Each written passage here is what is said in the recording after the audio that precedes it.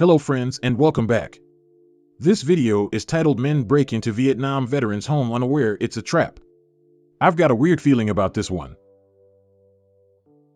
Robert only ever wanted a beautiful home and an even more beautiful wife. As soon as he got these things, he vowed to always protect them, no matter what. Robert never imagined that his family's safety would be jeopardized while living in a tranquil neighborhood. However, when that day came, Robert knew he needed to act quickly. Robert's longtime friend Tom paid him a visit one morning. He shared stories and updates about what was happening in the neighborhood. Tom had a tendency to overexaggerate, so Robert knew not to take him too seriously. However, his stories all shared one common denominator.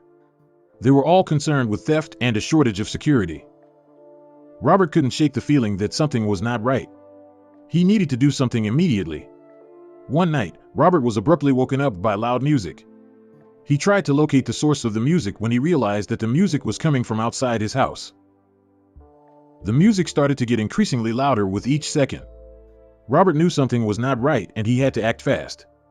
The moment Robert started to investigate, the music stopped. Did the music stop because I noticed it? Is someone watching me? Robert asked himself. He peered outside the window to see what happened. He knew he needed to find out where the music was coming from, however he found something much more daunting outside. He could not believe what he was seeing. A group of strangers were in his backyard. Robert inspected each of the trespassers in an attempt to identify them. Before we continue, if you like this video, please like, comment, or subscribe. We'd greatly appreciate it. Now back to the video. What are they trying to do? Robert asked out loud, which woke his wife from her slumber. Susan woke up confused and asked him what he was doing. Robert did not want to alarm her and simply said, "Oh, I just felt a bit thirsty. I'm going to grab a drink. Go back to sleep." As soon as he could hear his wife's breathing slow down, indicating she is asleep, he quietly took his keys and went downstairs. Robert locked the bedroom door. He desperately wanted to keep his wife safe. He considered his options and decided to call the authorities. However, what he heard next made him completely forget about calling the police. He overheard a conversation about how they intend to rob him of all his possessions. He felt anger and frustration wash over him. He could hear the group of people laughing as they approached his house. In a fit of rage, he threw his phone on the ground. The phone falling on the ground caused a loud noise which made the group outside fall silent. They knew that someone inside the house had heard them. Acting fast, he contacted the authorities. The men outside whimpered with various cries while Robert was on the phone, diverting their focus away from the overall plan. His heart was filled with optimism as he heard the men's anxious noises, knowing that all of the traps he had set outside were succeeding. His devious methods gained him and the cops some time. Just as he started to feel more calm, he heard someone trying to open his front door. Just in time, the police sirens sounded from a distance, making the intruder leave the doorknob altogether. With all his newfound confidence, Robert marched straight towards his front door to bask in his victory. Robert was always ready for a challenge. After all, he was a Vietnam veteran. He had his own knowledge of canny traps. Robert had fought in Vietnam. His training had been grueling, but it had hardened and sharpened his mind. Even in his twilight years, he still possessed all the knowledge and muscle memory that he had developed all those years ago to stay alive. Even now, he still used all his knowledge for his favorite hobby. Since Robert had learned that robberies in his town had spiked, he decided to spend all his spare time building elaborate booby traps for his yard. So, while the unsuspecting thugs had thought they could rob an old man blind, they didn't realize that they had picked the wrong yard to infiltrate.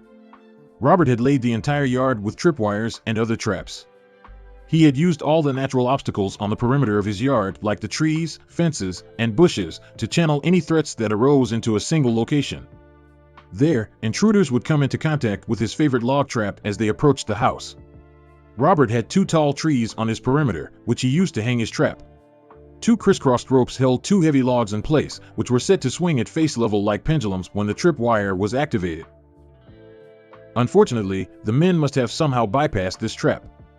But, unluckily for them, there were more where that came from. In strategic places all over his property, Robert had also built small pit traps. He shallowly dug out the earth in a few spots and lined the bottom with uneven rocks. If an intruder were to walk into one, they could break an ankle. Robert had toyed with the thought of digging a few deeper pits, but what he was doing wasn't exactly legal. In the United States, a man-trap is defined as a mechanical security device designed to catch poachers or trespassers. Man-traps that use deadly force are entirely prohibited. In some cases, trespassers have even successfully sued property owners for any damages caused by a man-trap. The property owner is liable for any death or injury caused by man-traps, even when it happens to burglars. Robert had chosen a trap that would be home-safe and unrecognizable to outsiders. He had connected a wire to a crutch and attached pepper gel spray that would take over any intruder's senses if they tried to pass through the trap. But the traps weren't the only things Robert put the unsuspecting trespassers through. Despite the fact that some of the intruders were able to escape the scene, what they did not know was that Robert had it all on tape. He placed high-quality cameras in the most obscure of places. And the intruders caught on scene and on tape would face hefty consequences. The intruders were charged with attempted theft, trespassing, and attempted forcible entry. They then reported back to Robert, informing him that the reason behind targeting him was not personal because they were targeting the whole area. These predators didn't discriminate. Robert's area was known to be filled with people from an older demographic, so any house would do. After the incident spread in the neighborhood, Robert got elected as town mayor for several reasons. One reason was his calculative mind that always thinks ahead. One of his main achievements was promoting security in his townhouse meetings. Everyone now knows not to mess with the whole town, which is why it is always better to be safe than sorry. But Robert isn't the only one who has taken his home security into his own hands. Some victims of porch piracy think even the term porch pirate is too cute a description to use for these common thieves. For many people, they're the worst this society has to offer. Especially for Christine Hyatt, who, like Robert, has her own war story of misgivings dealing with these lowlives. Currently, America is going through a porch pirate epidemic, and Christine Hyatt is one homeowner that has suffered greatly at their hands. With a daughter with diabetes, Christine relies on her packages to deliver some much-needed medical devices for her child. Yet, all too many times, her life-saving equipment has been stolen. Christine claims that over 20 packages of hers have been stolen this year alone. 6 of those packages contained her daughter's medical supplies. It made her become as revenge-focused as Robert, and she sent up many prank boxes for the thieves. Their neighborhood is one of the worst hit by porch pirates, and it was leaving its mark. When a neighborhood is tormented by porch pirates, it soon becomes an issue of safety. If you have thieves willing to drive around your neighborhood in broad daylight, targeting your house, then what else are they capable of doing? It was a question that plagued Christine and a real motivation behind her revenge.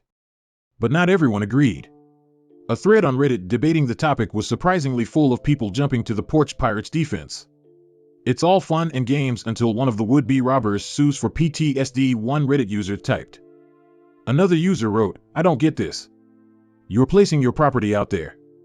It's not the thief's fault if he decided to take it and then gain access to its contents."